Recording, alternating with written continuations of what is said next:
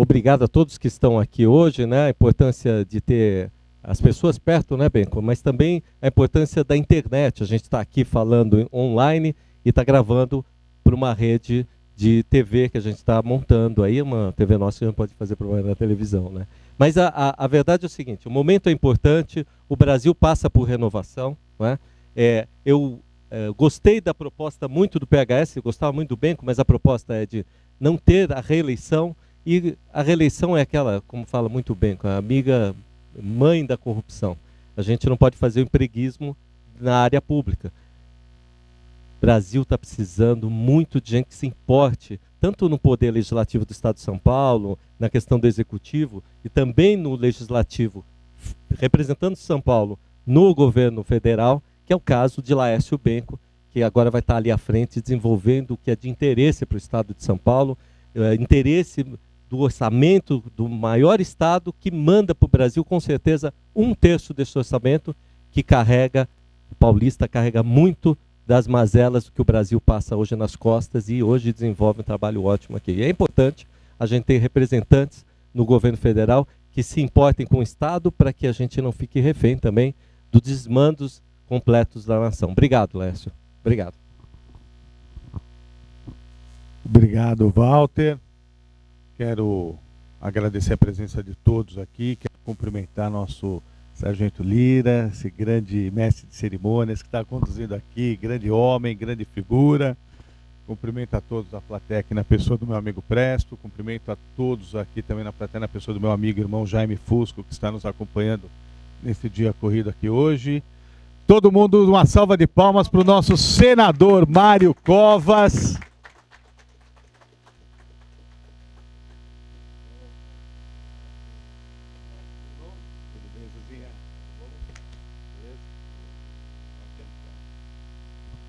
E pedindo já desculpa para todos vocês e já pedindo desculpa também para o Zuzinha, eu estou hoje numa correria que quando você tem uma chapa com 140 candidatos, você tem que dar atenção um pouquinho a cada um deles. Estou vindo da Baixada, você deu uma passada aqui agora em São Paulo para estar aqui nesse evento, agora já estou atrasado para estar em Paulínia, Campinas e região, mas não poderia aqui deixar de estar presente, desejando boa sorte aqui para o Walter Siglione. Não poderia deixar de estar aqui presente pedindo voto para o meu senador Mário Covas, mas querendo dar um recado para vocês também sobre esse processo eleitoral. E eu quero pegar um gancho com vocês aqui, uma grande referência. A vida a gente faz através de referência. E eu sei que mãe é uma grande referência, em especial no caso do Valtinho, do Walter Siglione.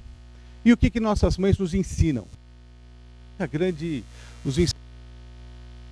Nossa mãe, ela não ensina, por exemplo, ela não fala, não filho, você tem que jogar bolinha de gude ao invés de jogar futebol. Ela não fala isso.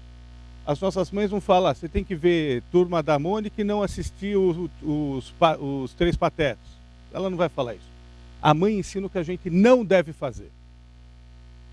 E o que nós não devemos fazer? O que a nossa mãe ensina? Não use drogas, não ande com más pessoas, não pratique violência, cumpra aquilo que você fala, seja verdadeiro e honesto. Isso é o que a nossa mãe ensina. Na política, nós temos esse processo eleitoral começando, onde nós temos que também fazer isso, em primeiro lugar, sabendo o que nós não devemos fazer. E o que nós não devemos fazer? Em primeiro lugar, votar em pessoas que estejam envolvidas no escândalo da Lava Jato. Esse é um grande filtro que está separando a política brasileira em dois lados. É como se traçasse um giz no meio, quem está na Lava Jato está do lado de lá e quem não está do lado de cá. E aqui tem 3 políticos com P maiúsculo que estão do lado de cá, do lado do bem. Do bem, gravaram isso? Zuzinha.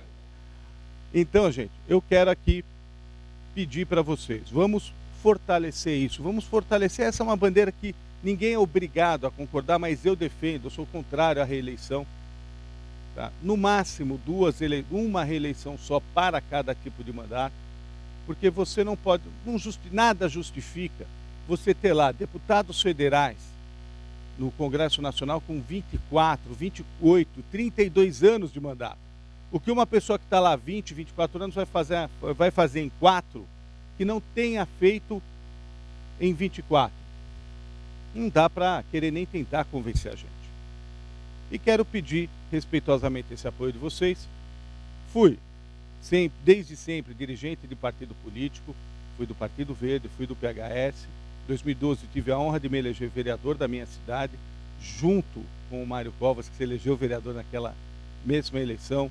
Em 2014 fui candidato ao governo do estado de São Paulo, onde fizemos uma campanha digna e onde saímos com a cabeça erguida, tendo uma votação bem expressiva, ao contrário do que muitos achavam. Fizemos 135 mil votos para o governo do estado de São Paulo. Em 2016, tive a oportunidade de ser secretário de turismo do estado de São Paulo, onde a gente correu todo o interior levantando a bandeira da economia criativa, fomentando, tentando ajudar um pouco a amenizar o maior problema brasileiro hoje, que é a geração de emprego e distribuição de renda através do turismo. E agora estamos aí nessa luta, nessa briga, pedindo o voto e o apoio de vocês para que a gente possa ser o representante de vocês no Congresso Nacional. A luta não é fácil, nós vamos precisar de bastante votos.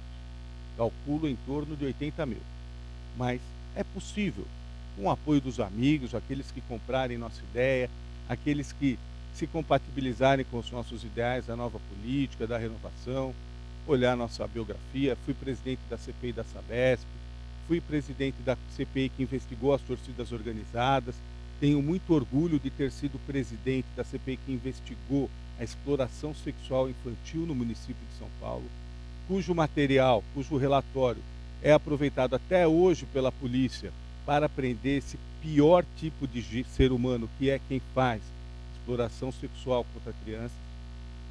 Então a gente mostrou ter independência, a gente mostrou ter força, a gente mostrou ter vontade. Então peço respeitosamente esse apoio de vocês, para que vocês possam nos ajudar a divulgar para os amigos a nossa candidatura. É muito importante também São Paulo ter um grande senador. Nessa eleição nós vamos votar em 2 senadores. Tá? Eu não tenho dúvida nenhuma que a primeira opção de todos nós é o Mário Covas. O Mário Covas, que está aqui do nosso lado, sem contar toda a história de vida dele, todo o sangue que ele tem, histórico, que ele viveu através do pai dele, que foi o melhor governador que o estado de São Paulo já teve. Mário Covas, ele tem uma coisa que é palavra, ele tem uma coisa que é retidão. Até esse jeitão espanhol dele, bravo, às vezes ele até fica bravo demais. Você pode às vezes até reclamar que o Covas é um pouco bravo, mas nunca pode falar que ele não é correto, que ele não é leal. Então, nesse momento onde deslealdade é uma palavra que está em moda, você ter alguém que é leal, que é correto, que é sério, como o Mário Covas, é fundamental. Por isso que a gente precisa erguer, arregaçar os braços para salvar pelo menos uma cadeira para o Senado. Porque as outras opções, Luzinha, está complicado. Estão complicadas. A gente correu o risco de voltar a ter Eduardo Suplicy de senador, nada pessoalmente contra, mas até fisicamente, não vou nem entrar para o lado ideológico, fisicamente já está incompatível, não dá mais. Ele não aguenta mais ir para Brasília. Não dá. Não dá. Além do fato de ser do PT, que participou indiretamente, porque era do PT, de todos os problemas que tiveram aí. Não dá para a gente colocar outros nomes que são radicais, andando na onda de um candidato a presidente da República que fala que tem que matar todo mundo, o adepto da violência, que é o Jair Bolsonaro. Não dá para votar no candidato a senador do Jair Bolsonaro. Eu acho que Senado é uma coisa que você tem que pensar, você tem que ter experiência, você tem que conciliar, porque o Senado Federal resolve problemas seríssimos. Nenhum estado do Brasil pode tomar empréstimo sem o aval do Senado. Nenhum estado, nenhum ministro do Supremo Tribunal Federal pode ser efetivado no cargo sem ter o aval do Senado. Vamos colocar gente no Senado despreparada para essas questões? Isso seria um grande erro para o estado de São Paulo, nós só temos a perder. Então precisamos, é uma questão de necessidade para o estado de São Paulo. É uma questão de suma importância a eleição do Mário Covas para senador. E já me despedindo, Valtinho, quero pedir para você todo o empenho e quero pedir para todos vocês aqui. Agora eu não estou falando como candidato a deputado, estou falando como presidente do partido. Em 2012, montei uma chapa que elegeu um vereador com 17 mil votos. Uma das menores votações de todos os eleitos. Em 2014, elegemos uma deputada estadual com 25 mil votos. 25 mil votos é menos da metade do que em qualquer outro partido, do que precisa em qualquer outro partido para ser eleito. Então, a eleição do Walter Siglioni para deputado estadual é algo absolutamente possível. 25 mil votos dá para fazer com sobra, com tranquilidade. Em qualquer outro partido vai precisar de 50, 60 mil votos. E por que eu estou frisando isso? É muito legal você entrar numa briga sabendo que você tem efetiva chance de ganhar. Eu atesto aqui, se o grupo que apoia o Walter Siglioni lhe der 25 mil votos, isso dá para fazer, Walter. Você tem moral para isso, você tem imagem para isso, tem história de vida para isso, tem discurso para isso. Se vocês conseguirem atingir essa meta, eu já vou preparar meu terno para no dia 15 de março estar na posse do Walter Siglioni. Quero aqui encerrar quebrando um pouco o protocolo e pedindo licença, mas queria pedir para todos ficarmos de pé aqui, por favor. Nessa eleição é importante a gente votar, participar. Quem não vota não tem direito de reclamar depois. Vocês estarem aqui participando já vale muito. Um sábado à tarde, todo mundo poderia estar fazendo outras coisas. Vocês estão aqui participando da política. Agora, sair de uma zona de conforto e dar a cara a tapa e se colocar o nome como candidato por uma questão de ideal, isso precisa de muita coragem. E nós precisamos dessas pessoas. Então, quero encerrar aqui pedindo para vocês uma grande salva de palmas para os nossos dois candidatos aqui, Mário Covas ao senador e Walter Siglioni, 31009. Fiquem com Deus, peço licença. Uma salva de palmas para o Bacon, né? 31.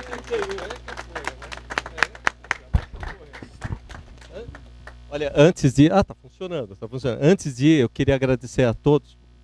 Você vai ficar, né, Zuzinha? A gente vai conversar, mas bem que eu sei que tem horário e tal, mas a grande honra de ser uma pessoa comum, ter saído candidato a governador e ver frente a frente uma pessoa capacitada, pleiteando o Estado melhor, pleiteando com propostas equânimes, sérias, com consciência, substância. Você foi não vou falar que foi uma pessoa que estava em lados opostos, foi um companheiro naquela jornada que me ajudou a esclarecer o que a gente tinha que falar, direitos e deveres. Eu me sinto muito honrado.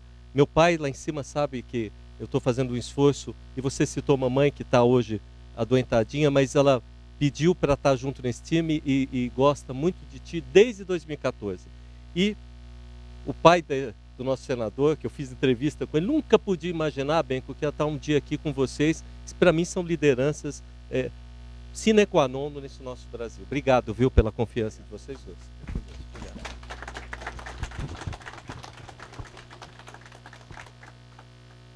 Vai bem, hein? Tem muita corrida hoje, hein? 31, hein? Deputado federal. Estou fazendo direito, presidente? Não falei que nosso presidente do Partido da Mulher está aqui. Não, Jaime, posso pedir para ele vir só na frente? Deve ser difícil, né, senador? Cadê o Jaime? Só aparece aqui na frente para aparecer na rede. Só para dar um oi, né? Porque um homem comandando o Partido da Mulher, fundador, né? Esse realmente dos 30% da cota e é o maior eleitorado, você é um vencedor, nós aqui. Vai junto. Tá bom, Jorge. Bom, fica aqui do meu lado, e a gente vai inverter a pauta. Eu vi que chegou o Paulo Rego, que está ali no canto ali. Eu vou inverter aqui a pauta, porque como a gente está passando na internet e também está gravando ali, eu queria, não sei se dá até para chegar mais perto, quero que fique mais perto da gente, fique mais movimenta, né? Vamos vir mais para cá. Eu queria propor aqui você no seu time uma forma diferente da gente fazer isso, né? O Denis está ali, vem para cá, Denis, vem para cá, quero se apresentar, ele é o nosso anfitrião. Denis é que é está emprestando espaço aqui para a gente fazer essa discussão, né? Tem vários colegas aqui, eu queria que o Paulo viesse à frente, se puder depois, Paulo, para falar, mas eu queria fazer um momento diferente, né? Para falar de políticas públicas, onde a gente está tentando entender, eu acho que é a primeira vez que o brasileiro está tentando entender o que aconteceu com o país, né? Você tem história, teu pai tem uma história maravilhosa, eu fui repórter na época, entrevistei ele várias vezes, mas aí quem tem DNA aí faz orgulho para o pai. Eu já entrevistei Mário, já acompanhei Mário, sei dos projetos que ele fez para a cidade de São Paulo, a luta que ele teve como caráter na mudança partidária dele, tendo um posicionamento firme. Eu acho que o momento é esse, posicionamento legalista, firme, de opinião, né? E o senador, que eu queria que você esboçasse, falou bem, é de suma importância, né, para o nosso Estado, porque é ele que vai mexer com nossas contas, que vai defender o Estado com a União, vai tratar do todo o nosso empenho dessa dívida pública que o Estado de São Paulo tem, que é enorme. Enfim, tem que ter uma pessoa, como o seu pai falava e você leva. São Paulo não abandonará o Brasil, não é isso que era o lema dele? Eu tenho orgulho de estar recebendo você.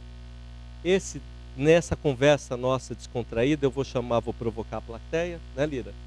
E vou provocar para a gente entender o que política pública faz e o que o senador faz. E o que o senador Mário Covas vai fazer para o São Paulo, porque tem sangue paulista.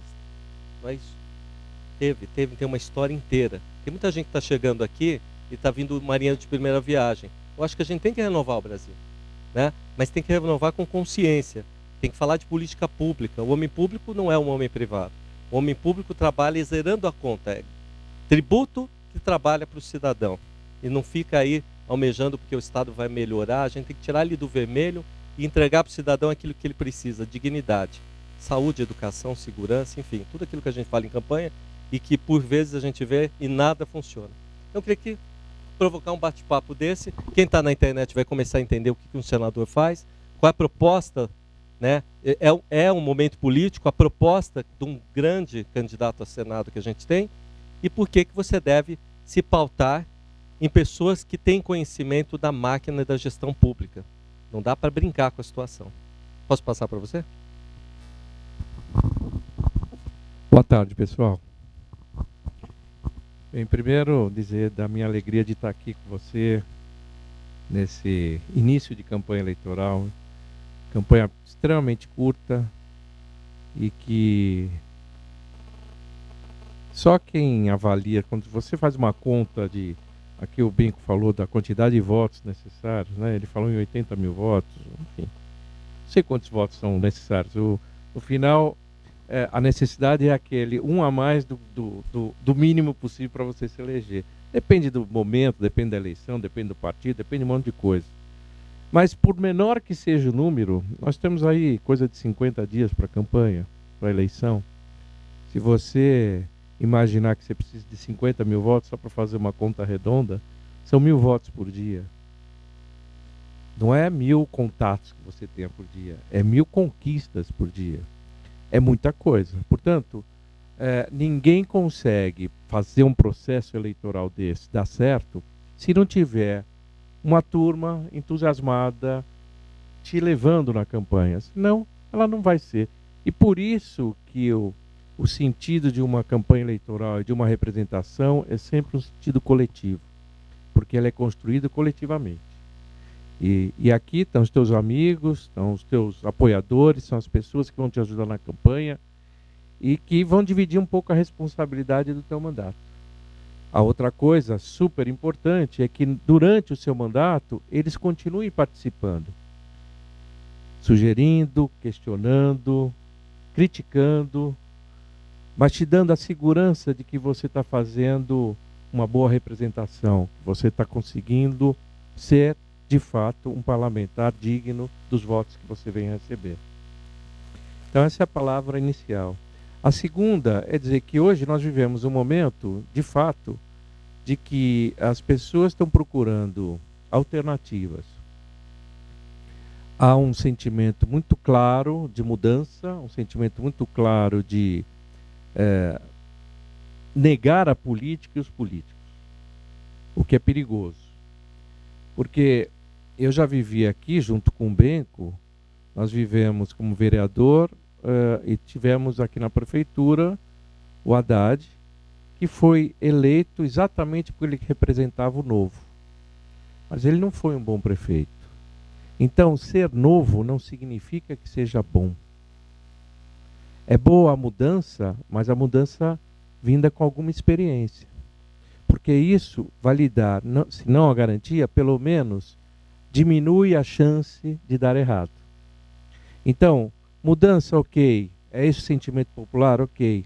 Mas eu acho que a pregação de vir acompanhado de experiência é super importante. Imagine só, amanhã alguém ser presidente da República não tendo nenhum tipo de antecedente, nenhum tipo de experiência.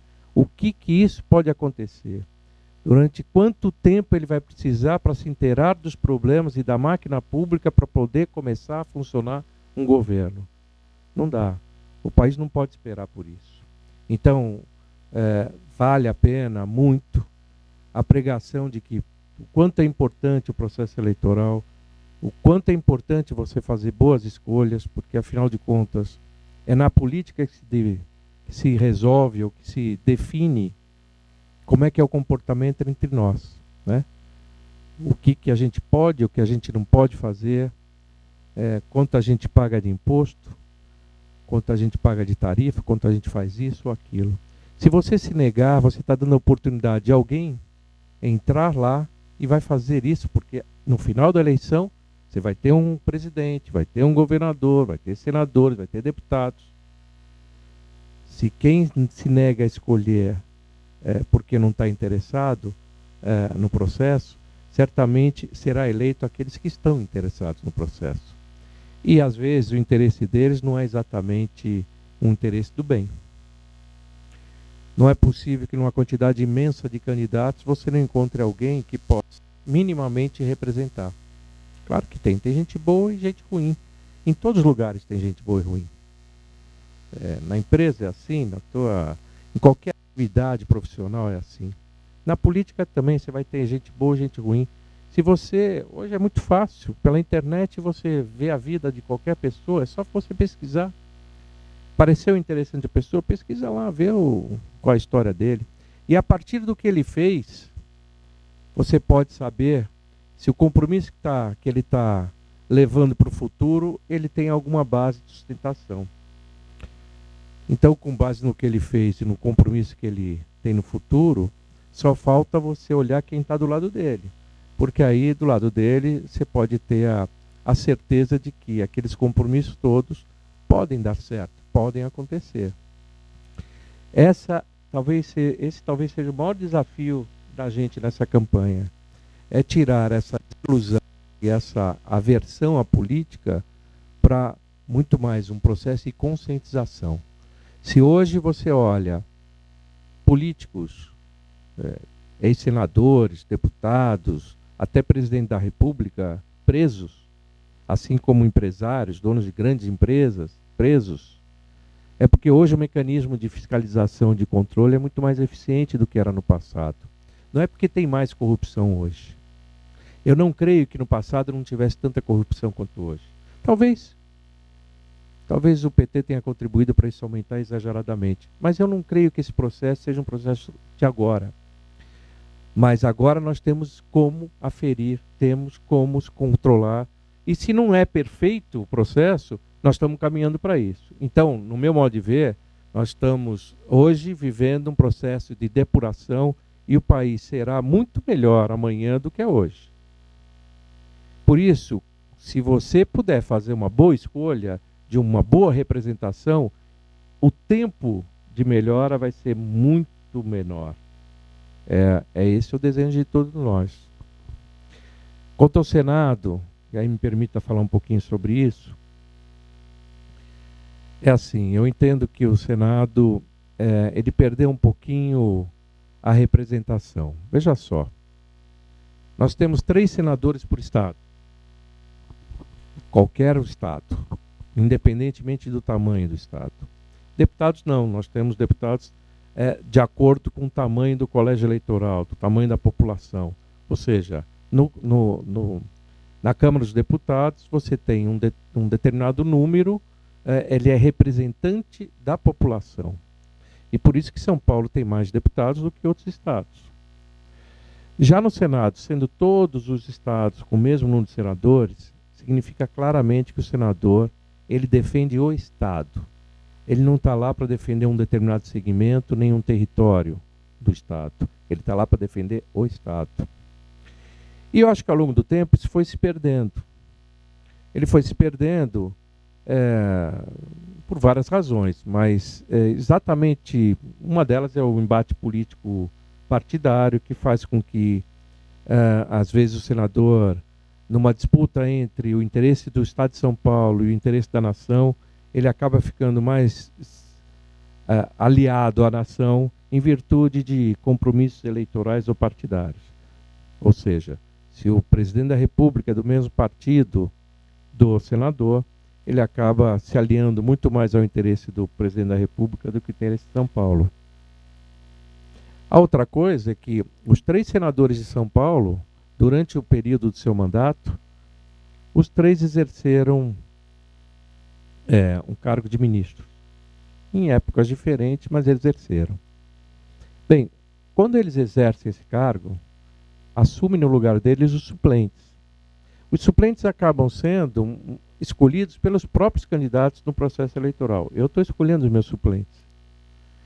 Mas eles não participam, ou participam perifericamente dos compromissos que eu estou assumindo. E a pessoa, quando vota, ela vota em função da crença que ela tem no candidato. Bom, na hora que ele sai para ser ministro e entra o suplente sabe que a qualquer momento aquele titular pode voltar para o cargo. Então ele está muito mais preocupado na relação dele com o titular do que propriamente na representação dele em relação ao Estado. Por isso a gente já de cara vai propor de que os suplentes sejam o segundo colocado na eleição, de tal forma que se ele sair do cargo, se o titular sair do cargo, quem vai assumir é o seu adversário direto, de outro partido, e alguém que vai ocupar o cargo de senador e, eventualmente, fazendo a tua oposição a ele. Então, vai pensar 2 vezes e vai dar a dimensão real do seu mandato. Por outro lado, é preciso também que, acredito, que o senador por São Paulo tenha a dimensão da briga que ele tem que fazer a favor do Estado. Veja só, hoje, do total que é arrecadado no Brasil, 40% vem de São Paulo. Total de impostos federais, 40% sai daqui. Mas retornam para cá 3%. Bom, tudo bem. Aí você vai avaliar o seguinte. Bom, vai 40%, porque aqui é o estado mais rico, há uma série de estados na federação com necessidades e que, portanto, São Paulo ajuda a financiar os programas nesses outros estados. Ok, perfeito, eu não acho que está errado. Quem pode mais ajuda quem pode menos. Mas será que 3% de volta é suficiente? Quando você vê assim o metrô de São Paulo sendo totalmente pago pelo Estado de São Paulo, não tem recurso federal, e todos os metrôs no resto do país que estão sendo construídos são só com recurso federal, começa a achar, por que São Paulo é discriminado? Porque aqui nós não temos problema de transporte, nós não temos problema de mobilidade, temos, talvez até mais grave do que em outros lugares. E por que aqui a gente não tem essa oportunidade de ter o recurso? Eu acho que o papel do senador é um papel forte de enfrentamento e que ele não pode, de forma alguma, olhar a política nacional sem ter os olhos do interesse de São Paulo. Não é o interesse de uma camada, de um segmento, de uma classe social, nem de um sindicato, nem de uma profissão. É do Estado. E essa consciência eu acho que foi se perdendo ao longo do tempo e a gente pretende fazer com que isso volte a ser em São Paulo. Eu me proponho a ser um representante digno para cá. É a primeira vez, desde que a campanha começou, na verdade, que eu tenho a oportunidade de conversar assim. Eu tive várias viagens para o interior e fiquei falando com a imprensa o tempo inteiro. E as perguntas elas vão sendo colocadas, mas eu não tive a oportunidade de colocar desta forma. Então, aqui para mim, ótimo. Tenho 50 dias para fazer outras reuniões desse jeito. E eu já estou aqui. Obrigado pela oportunidade que você está me dando, que eu já estou treinando para conversar com as pessoas.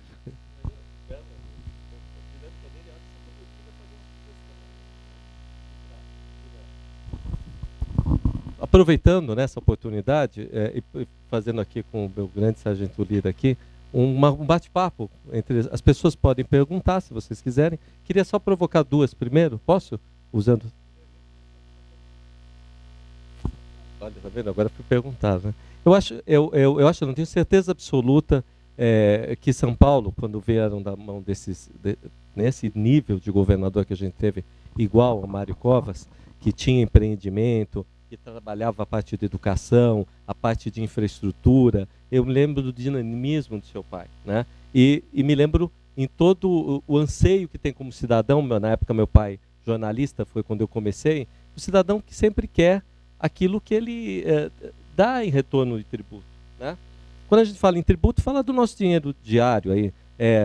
Não sei se vocês sabem, eu estava escutando o governador falar, mas a gente estuda muito, né? Tudo que você faz durante o dia, entra no carro, tem ICMS, tem o IPI, tem o ISS, enfim, 50% de tudo que a gente faz e pensa vai em tributo. E pouco é voltado. Quando o Mário fala nessa condição do Brasil ter quase 3 trilhões de reais, onde uma lava-jato, entre desgovernança pública, entre o que a operação avalia, que quase chega com 800 bilhões de reais, você vê o que a falta de credibilidade e a mão errada fez com o nosso país. Eu acho que você tem muita razão no que você fala. Sempre teve. Eu falava na minha campanha, até admito, lá para governador, admito que tem corrupção. Mas a máquina pública tem tanto dinheiro para suprir tudo. Vamos pegar pela borda, reformular tudo, ver essa questão orçamentária nossa. Essa é a propriedade que você, como senador, fala, que eu fico alegre, porque se eu estou nessa ponta aqui, no Estado, legislando para que o dinheiro do paulista, que hoje está em 280 bilhões de reais, ele vai com esse dinheiro em IPI, ICMS, vai para o governo federal. E eu lembro, sabe, senador, que na campanha de 2014 eu falava assim, poxa vida, a gente tem uma dívida pública de 1 bilhão e 700 milhões mensais pagas à União, né? 1 bilhão.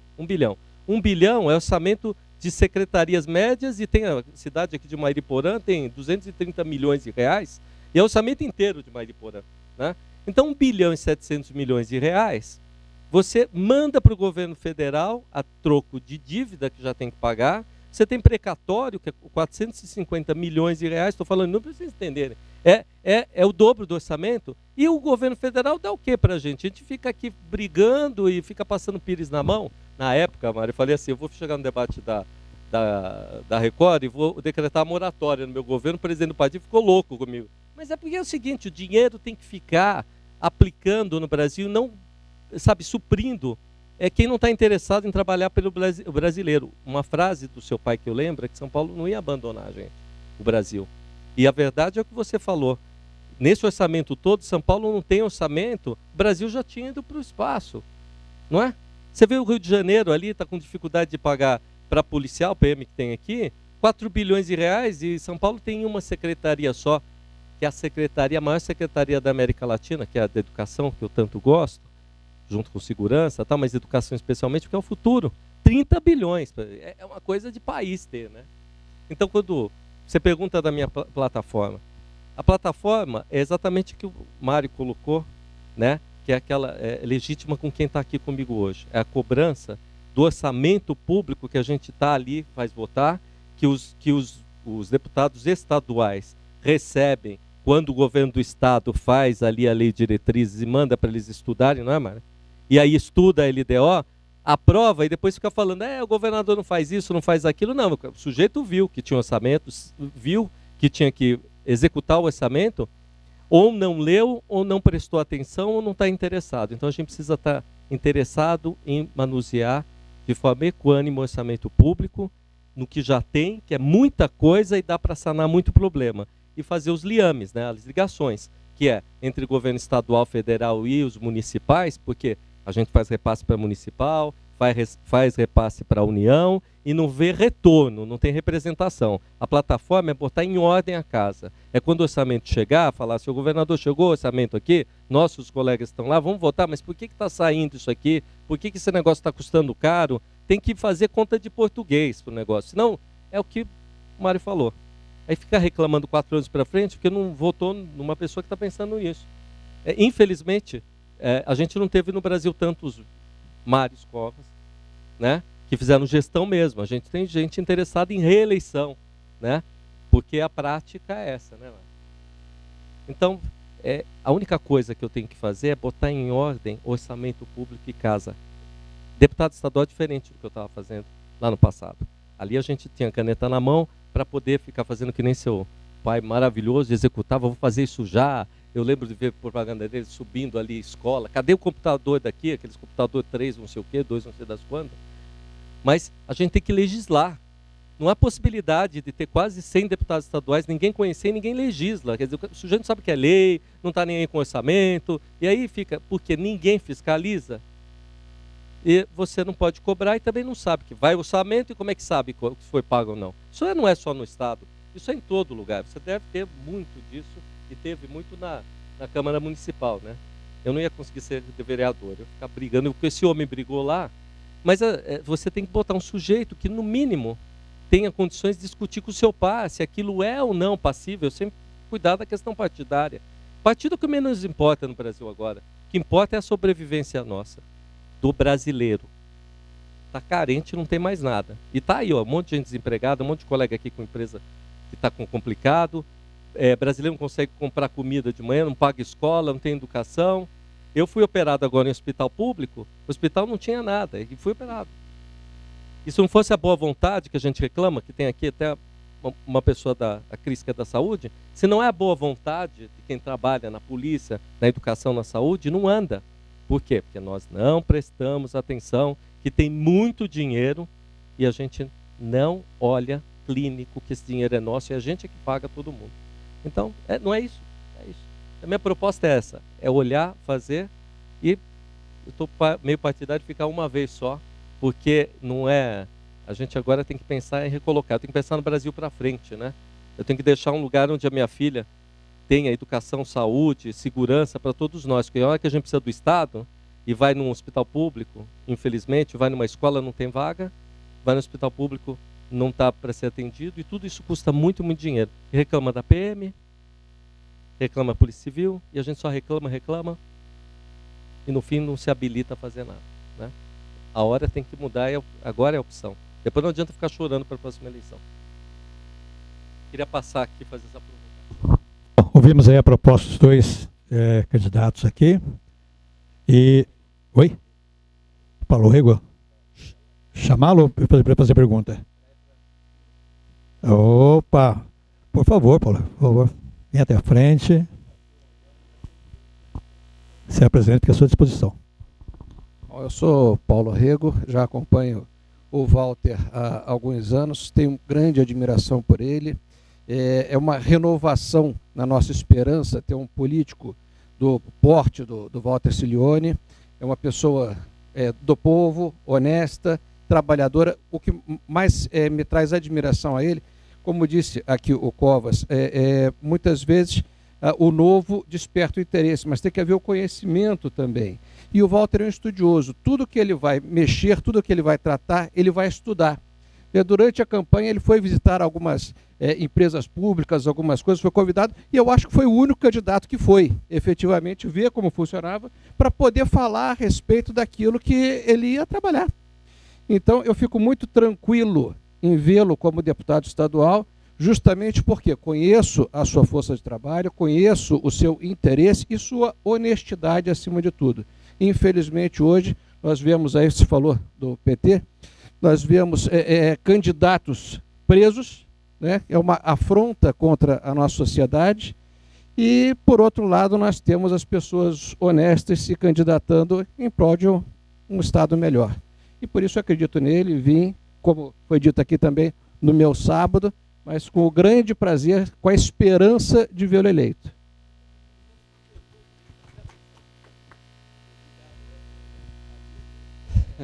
Amigo mais do que amigo. Eu tenho interesse em vê-lo deputado, porque é meu interesse, né? Muito bem. Realmente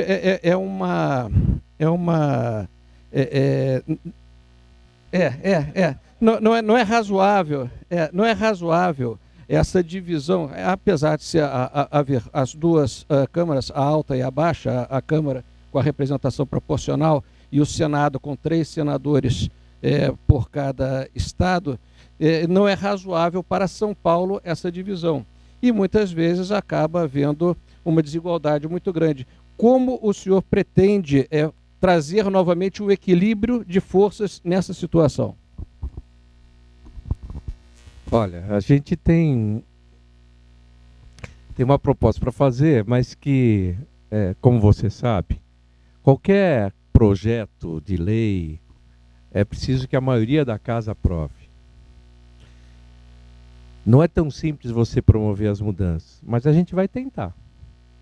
Então, nós fizemos uma conta, porque também na época do regime militar houve uma distorção na representação. E de tal forma que limitou em 70 o número de deputados federais e pôs um mínimo de 5 ou de 8 deputados federais nos estados. Isso fez com que, ao invés da representação ser exatamente do tamanho da população ou dos eleitores, acabou tendo uma subrepresentação em São Paulo em comparação com Roraima ou com outros estados menores. Então, essa desproporção faz com que São Paulo tenha menos peso no Congresso Nacional do que o tamanho da população do qual ele faz parte. Nós fizemos uma seguinte conta. Se você colocar o coeficiente necessário para eleger um deputado em Roraima e aplicasse no Brasil inteiro, inclusive em São Paulo, você sairia de um congresso, de uma Câmara de Deputados de 500 deputados para 3.500, só para se ter uma ideia do tamanho da desproporção. Então a gente fez um contrário, vamos colocar 70 como teto, faz a divisão do paulista e vamos fazer ao contrário. Aí você cai de 500 para 300 e poucos. Mas aí você tem uma representação correta. Você tem uma representação da população. A gente vai propor isso. Vai propor que recupere isso. A outra coisa que nós vamos propor é que o Senado, ao invés de ter 3 senadores, tenha 2 senadores. Diminuir 1/3. Com essas mudanças, se você conseguir aprovar só com a economia dos gabinetes, e aí eu estou falando da economia de despesas correntes do gabinete, e mais os funcionários que são dispostos em cada um dos gabinetes, sem considerar os funcionários que são concursados. Esses vão continuar sendo da Câmara.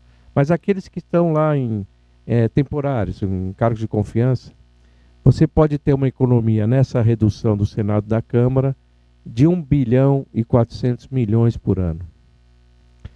Não é muito se você considerar as necessidades, pagamento de juros, isso é o que se paga por mês, né?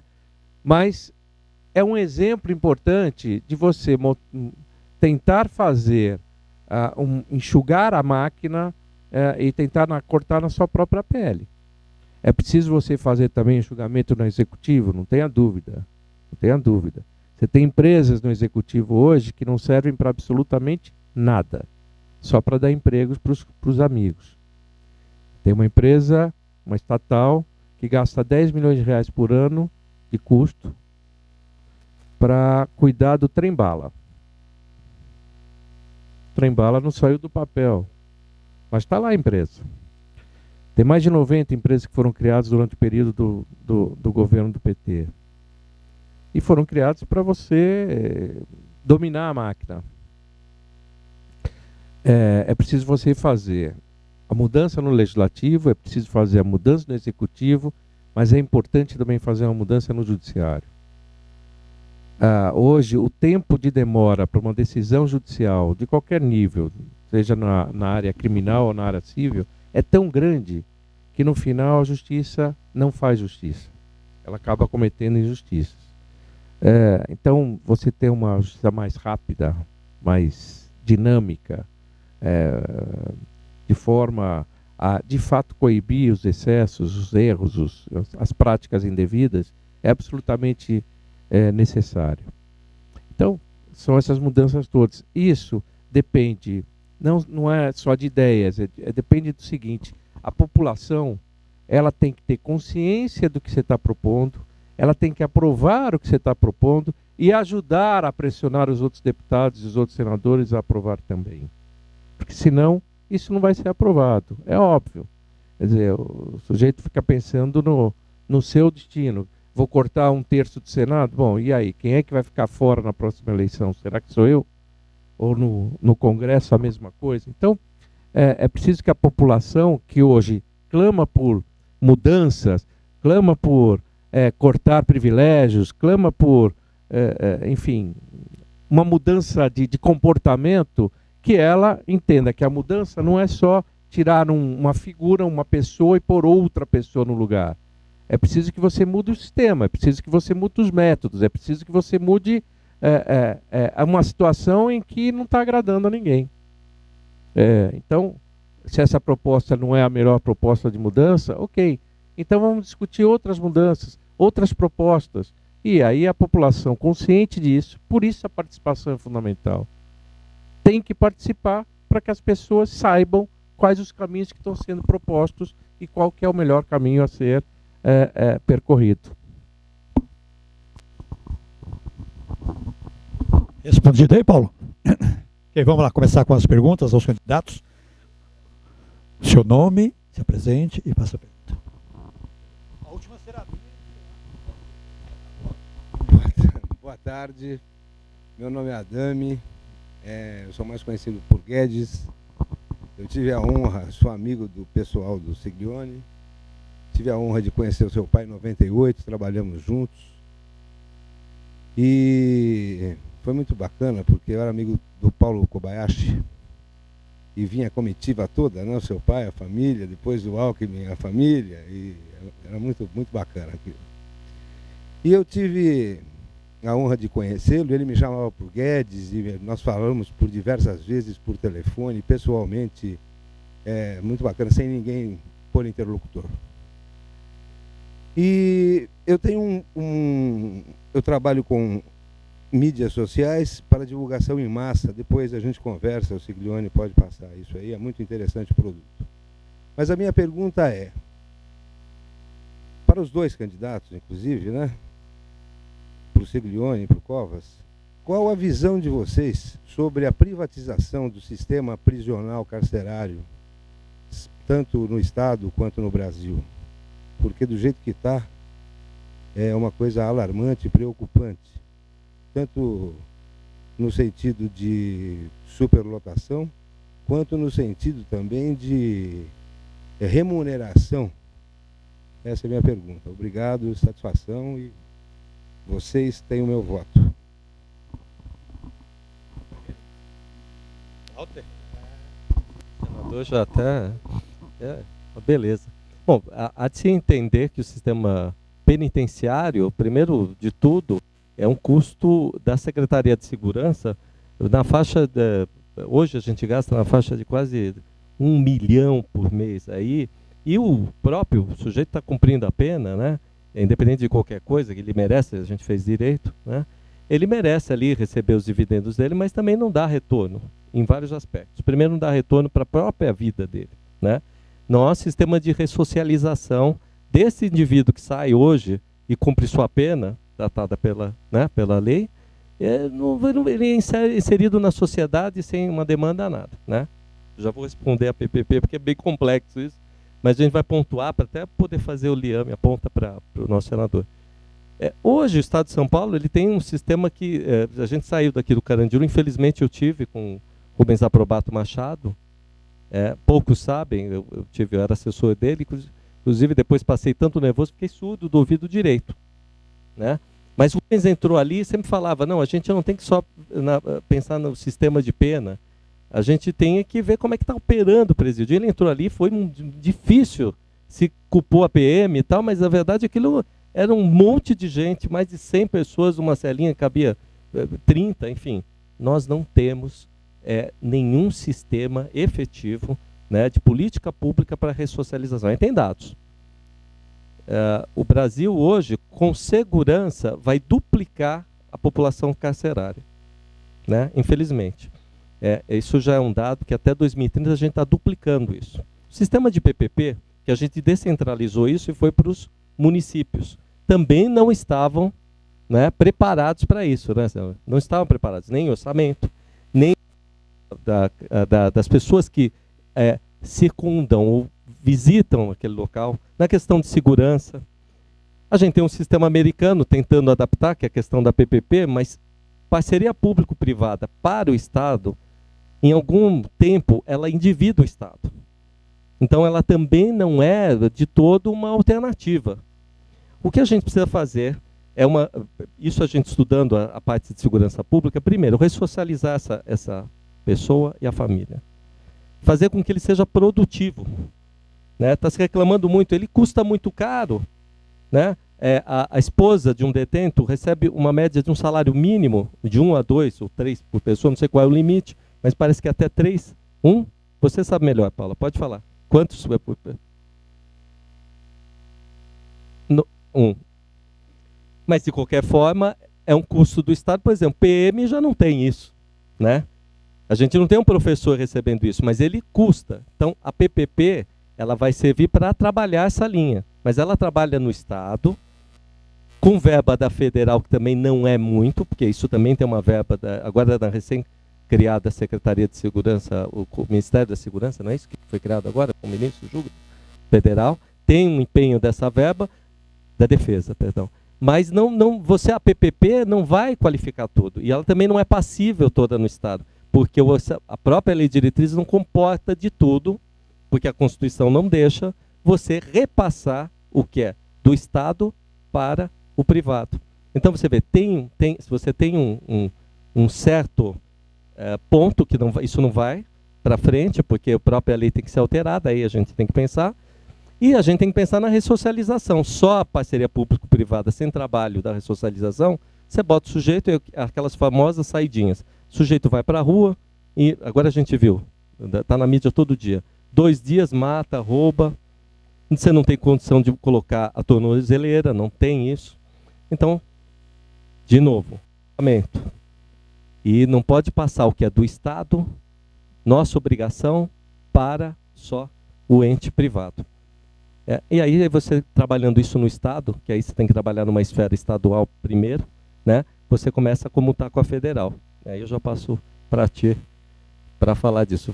Tá certo? Só errei um salário mínimo, né? Essa situação é bem complexa. Porque é o seguinte, primeiro, o poder de polícia é do Estado. Você não transfere para o particular. Então você já tem que pensar numa administração compartilhada de agentes penitenciários, são agentes públicos, que são policiais, compartilhada com pessoas, com funcionários privados. Então, ou seja, a PPP ela só envolveria um pedaço da história. Depois tem uma outra coisa que me preocupa bastante, que é o fato das organizações criminosas estarem infiltradas em tudo quanto é lugar. Hoje você tem, em todas as áreas, é público que você tem dentro das prisões facções criminosas que atuam dentro e fora da prisão, e fora da prisão não é só na ilegalidade, eles estão também na legalidade. Então, há alguns tipos de comércio, há alguns tipos de atividades que são patrocinadas pelos agrupamentos, por essas facções, a fim de esquentar dinheiro, a fim de alguma coisa. Eu fico pensando o seguinte, se você fizer uma PPP e uma dessas facções ganhar a PPP, aí você vai entregar exatamente para a facção a administração no penitenciário. Se hoje a gente já reclama que tem acesso, o presidiário tem acesso a telefone, a não sei mais o que e tal, Imagine numa outra situação. Então, primeiro cuidado que precisa ter. Como é que você vai prevenir isso? Como é que você vai evitar isso? A segunda coisa, a questão do poder de polícia.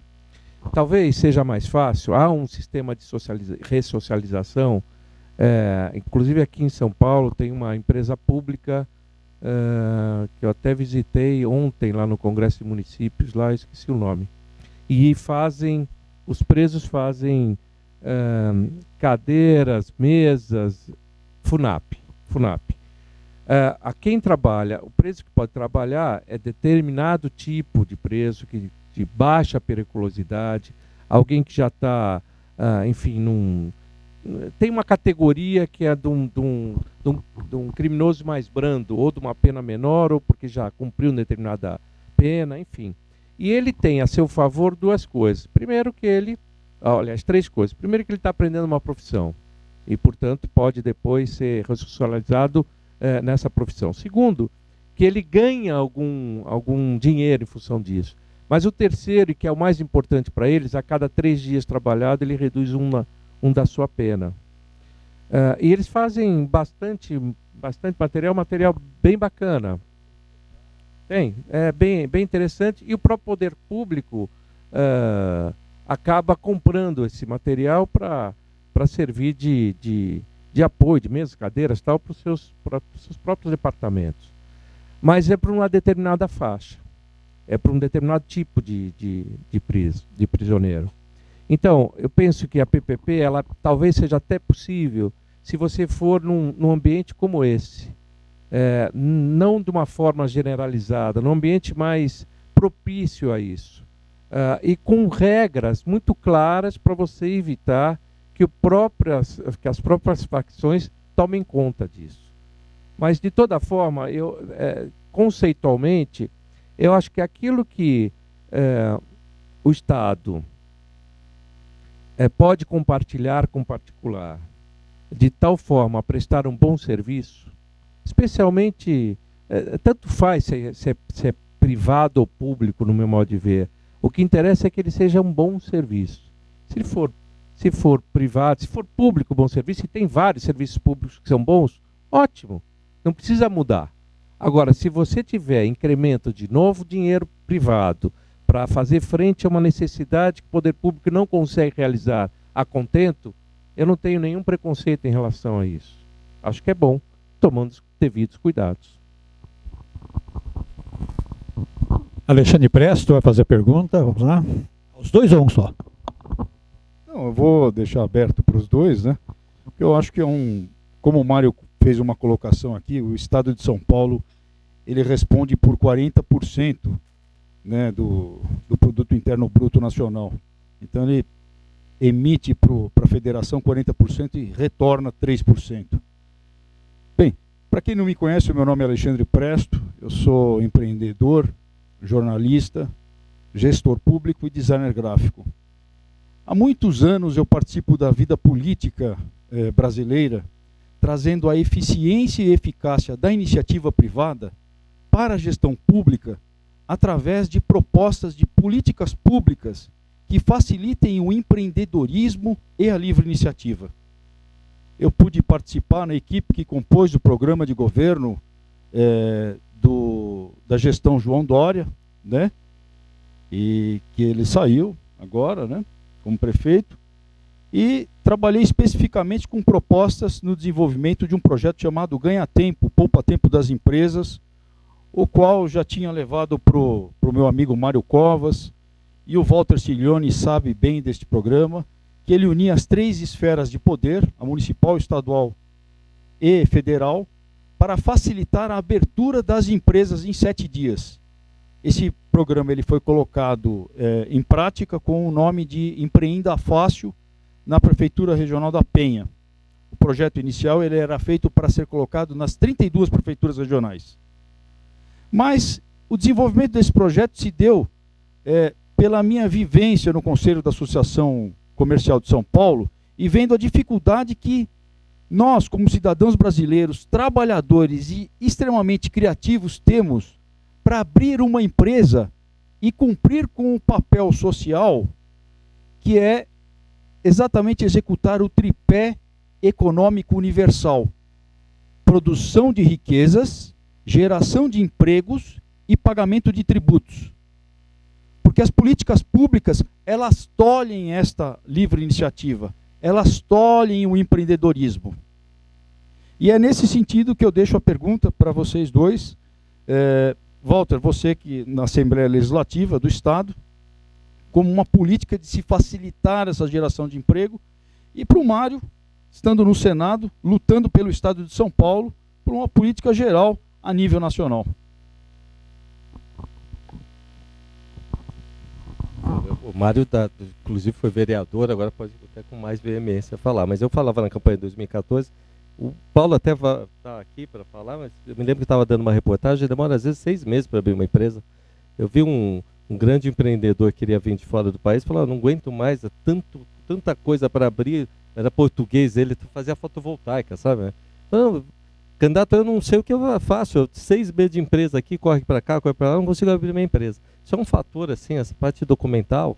Eu sei até que o CDT tem feito um trabalho ótimo ali, que foi presidência do Paulo Rego, de melhorar essa situação na área cartorária, mas isso é evidente, não é só a legislação, tanto da papelada, a falta de investimento, a falta de um olhar clínico para o investimento público na via bancária, né? Isso está obstruindo o desenvolvimento econômico do país. Quando o Presto me falou nessa proposta, a gente carregou a Assembleia para um outro deputado, faltavam laços estaduais que linkassem com federais.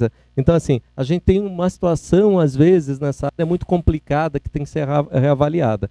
O que a gente pode fazer é, sempre com uma PL, tentar tratar isso e carregar isso como uma forma que possa ser apreciada para tornar uma lei estadual e depois carregar o federal. A gente não pode nunca esquecer que você tem sempre as escalas, né? Eu não estudei para a questão do município, mas eu sei também que é um atravanco muito grande nas questões até de você ver a abertura de espaço, placas de rua, enfim. A gente está tolhido com tanta documentação e o brasileiro termina caindo na irregularidade, que a gente tem que facilitar isso através de propostas igual a do Presto e levar numa forma que, dentro da Constituição, isso possa ser encaixado de uma forma que ande, não demore 5, 6 meses. Que aconteceu aí, teve até uma ação aqui da prefeitura, um empenho muito do Daniel Annenberg, que é amigo meu, inclusive criando situações na parte eletrônica para que isso ande, mas a verdade é que a atravanca é sempre no operacional, aquele que bate carimbo, né? Não é isso? Então, enfim, é enxugar a máquina pública, que hoje tem 52% do país todo. Prefeituras, governo do Estado e União, impressiona porque dos impostos que a gente paga, 52% é para a máquina pública. Batemos de cara isso aí. 52% é a máquina pública. Os outros 40 e tantos fica aí para desenvolvimento de tudo. Eu acho que a gente parte sempre de uma premissa equivocada. É assim, para você fazer qualquer coisa aqui, abrir uma empresa, você precisa comprovar uma série de coisas. Então você tem que correr atrás de documentos para comprovar que você é você, não é? Que você é aquela pessoa que você está declarando ser. E às vezes essa burocracia toda, ela é tão lenta, tão demorada, que leva esse tempo todo para as coisas acontecerem. Seria muito mais lógico o inverso. É você crer nas pessoas. Eu posso fazer uma penalidade brutal se você estiver mentindo. Mas eu tenho que te dar o crédito de que você está falando a verdade até que eu pegue você na mentira. Se você fizer isso, você facilita a vida das pessoas. Nós aí, advogados, a gente sempre se preocupa muito em não deixar brechas para as coisas deixarem errado. E você vai criando uma série de regras que vão dificultando as coisas acontecer. Na realidade é o seguinte, ok, você vai ter que comprovar isso tudo. Você tem isso tudo como comprovar? Tem. Ok, então está aprovado. Agora, se você amanhã não trouxer aquilo que você se comprometeu, não comprovar, aí a tua penalidade tem que ser muito mais forte. E a partir daí te criar restrições para outras coisas.